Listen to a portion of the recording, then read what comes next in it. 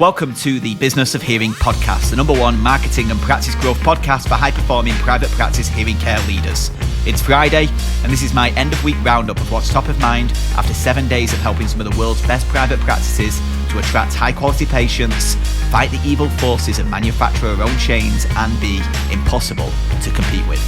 My name's Ollie Luke. Pull up a chair, pour yourself a drink, and let's have a chat. So welcome along, happy Friday, welcome to the Business of Hearing podcast. And this episode is going to be a little interesting because we're not talking about practice growth, we're not talking about marketing, we're not talking about all these little things you can do with your pricing or how to attract younger patients. We're talking about you. Because fundamentally, you've got a phenomenal amount of stress and pressure on your shoulders. You're responsible for the people that you hire. You're responsible for the patients you care for. You're responsible for submitting your tax on time. You're responsible for a huge amount. And the way that you deal with stress is a big indicator on how much fun or how horrid this journey is going to be. And that's what I want to talk about today. Like, how can you do a better job of handling stress as a busy business owner? And this may get a little personal. I'm going to share a little bit of my kind of story and some of the things that I've done in the past to handle stress. But I can't say that all of this is going to work, but I'm 12, 13 years into running businesses, and I've learned a few coping mechanisms over the years. I've learned things the hard way of how I can minimize stress or find energy in areas where I'm overwhelmed with stress. So hopefully I'll be able to give some insights that may be helpful. But first things first, let's just acknowledge one thing. Life as a business owner it's underappreciated how hard it is. Like, I don't know about you, but I had the belief before becoming a business owner that would be easy, right? It felt like it's all first class travel, spinny chairs, fancy stuff, 5-star hotels. Like, that's the image that's portrayed from Hollywood or media about entrepreneurship. And the real truth is it's not a lifestyle that I would put on my worst enemy. Like, it's very, very difficult. Like, you've got to handle so much weight, so much pressure, so much responsibility. If anything goes wrong, it's your issue. And I had this the other day. I was kind of moaning to myself, like, God, it feels like there's a problem I need to solve every day. And I'm like, duh. Like, you put yourself in the position of being the business owner. Any problem that exists with the hundreds of lives that you're responsible for, that you're supporting and caring for, then you're the first to hear about it. So of course that's going to happen. But this is the thing we do, right? From the moment we wake up, we're thinking about the problems, the issues, the things we need to do. When we lay in bed at night, in that little window you get when it's just you with your thoughts, it's rare that you're thinking about anything outside of the day-to-day stresses, fears, concerns, desires that we have for the future. It kind of takes over your mind. And as a result, stress is a thing that plagues you. Like, it can be a motivator in some instances, but it can also take the wind out of your sails and result in you being very much up and down. And you see it compared to this almost entrepreneurial roller coaster. And I think stress is a big, big part of that. But the question is here, like, what are the ways that we can take stress and use it as a superpower? Because if you can use this well, and I'll share some of my mechanisms shortly, if you can use stress well, then what does that do for you as a business owner, right? You lead the team better, you show up better, you can make clearer decisions, you can make better decisions. It's all going to compound to you being significantly more successful. If stress is the thing that holds you back, causes delays in decisions, causes frustrations, you turn up like a hot mess in front of all of your staff, which means that they become hot messes. Like, all of a sudden it can take you in a very, very different direction. So you as the business owner need to take phenomenal responsibility for handling stress. If you do it well, it's going to take you in one direction. If you do it wrong, it can be detrimental. So let's talk about that. And I want to share 4 ways that you can better handle stress as a business owner. And the first one here is perspective, right? Because if we consider what stress is, it's like this useless emotion that isn't really a real emotion, right? What is it? It's this thing that we self-trick ourselves. It's not happiness, it's not sadness, it's this thing that we make up based on the way we perceive what is going on around us. And what I find interesting about this is what is stressful to you is not stressful to somebody else. And I'll ask you this question. Can you remember the biggest headache, challenge, concern that you had 3 years ago that caused you immense stress? Like right now, if you had that same thing occur, would you be stressed? Like maybe a little, but like would it be as detrimental as it was back then? And like right now, I look back at what used to stress me the hell out 3 to 5 years ago. Them things still happen. They're just now seen as a problem that I need to find a solution for. It's not something that derails me, drives me crazy like it once did. And it almost means that the issues that drive us crazy with stress right now, in a few years, due to our own growth, then we'll naturally see those issues as smaller. There'll be problems that have solutions to overcome. And I always find it interesting, like take somebody else in the industry that has a significantly bigger practice. Like how would they handle the issues that cause you significant stress? It would probably be dramatically different. But we get to decide, right? When an issue occurs, we somewhat get to decide our reaction. There's, of course, the chimp-esque brain that we all have, which will emotionally jump towards some form of decision or feeling. But once you can apply the logic and take control of that and actually break down, analyze the situation, decide what you can control, what you can't control, and feel comfortable of letting go the things you can't and actually handling the things you can, then all of a sudden you can take something that is super stressful, turn it into a set of actions that you can very much control and build a plan. Because I don't know about you, the biggest stressful things that happen in my world are the things that I feel I cannot control or influence. It's something that's happened at me rather than as a result of something that I've done or influenced. So I think that's the first one. Like, how do you perceive stress is so key. Like right now, do you reflect on the things that stress you out and know that you no longer see it as stress? And when these issues occur, how do you mentally package them in your head to say, what do I control? What do I not control? Don't worry about the things you can't control. What can I control? And make a plan of action for that. Here's the second one, and this took many, many years to learn. And it's almost understanding what you need in order to almost be your most resilient from a mental strength and clarity perspective. Because I reflect on the many years I've had as a business owner, and I take myself back to like 7-8 years ago. I used to have days where I was defeated by 9 a.m.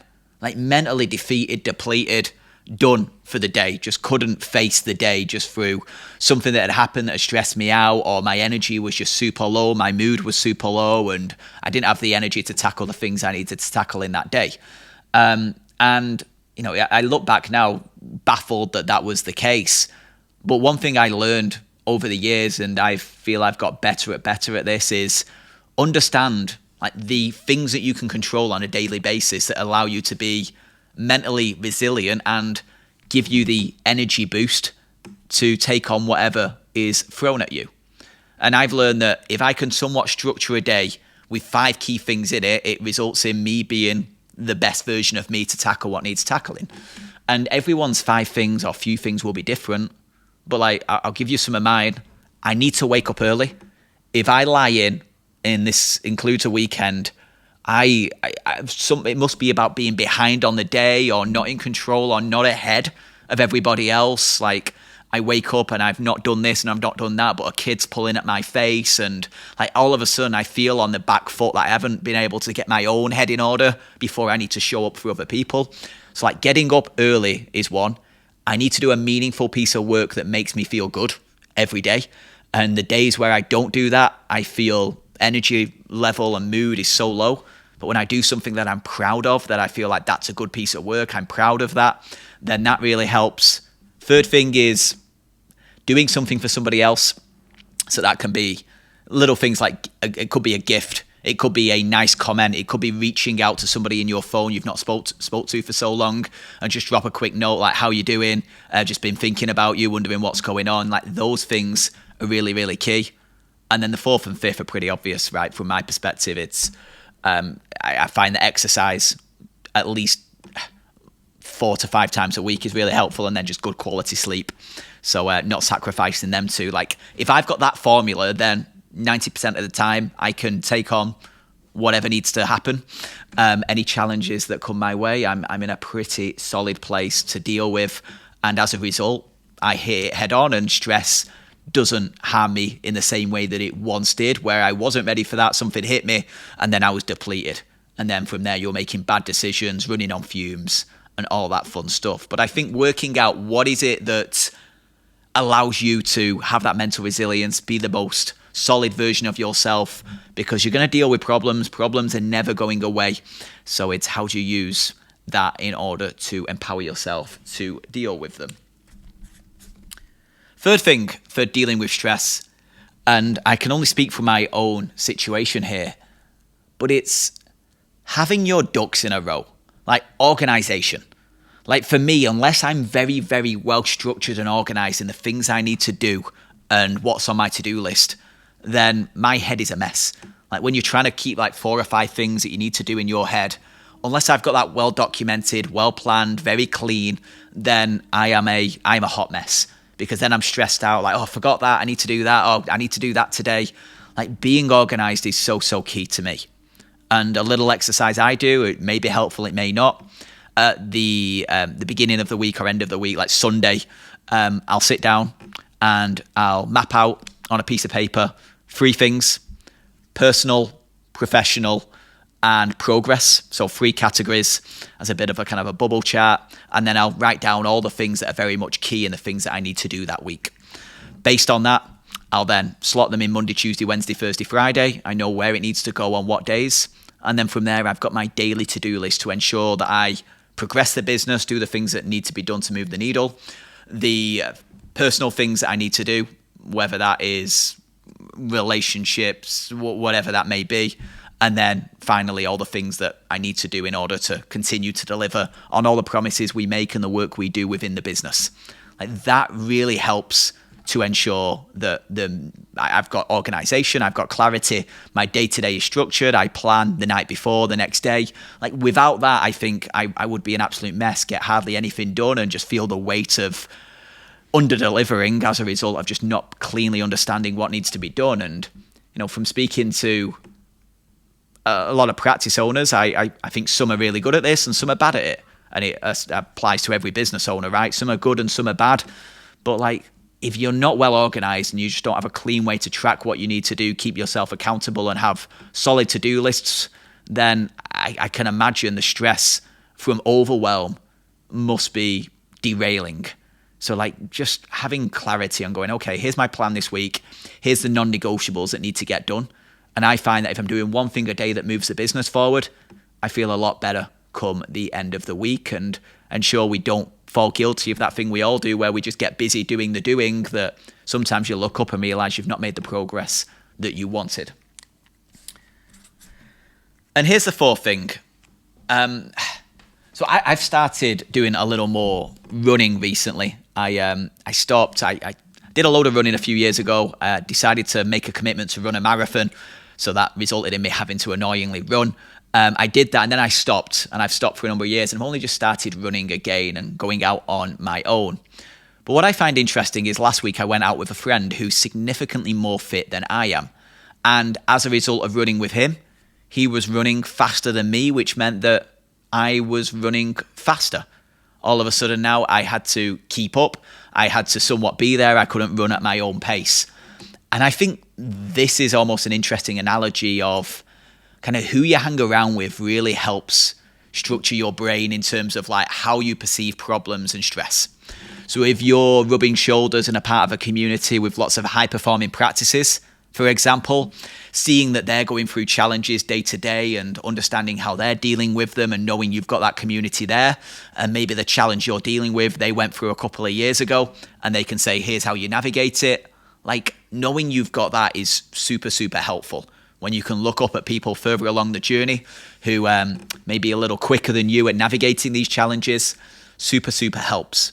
But if the people you're hanging around with people who have never dealt with these challenges and you're dealing with the most stressful situations out of everyone you know, like no wonder you're going to be somewhat derailed by a lot of that. And look, personally, they're 4 things that have really helped me.